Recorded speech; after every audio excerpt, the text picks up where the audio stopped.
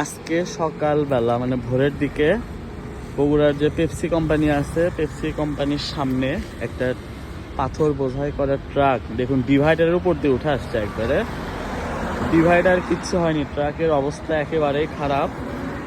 এর থেকে বোঝা যাচ্ছে যে রাস্তার যে মানে এই যে এশিয়ান হাইওয়ের কাজ একদমই ভালো মতোই হচ্ছে, কিন্তু এই ট্রাক দেখুন লোহার ট্রাক সেইটা পুরোটাই ভেঙে গেছে, একেবারে অবস্থা খারাপ।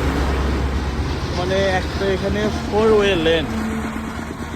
ওয়ে হাইওয়ে লেন আছে, তারপরেও কিভাবে মানে এরকম অ্যাক্সিডেন্ট হয় আল্লাহ পাক জানে। কি খেয়ে গাড়ি চালায় এরা,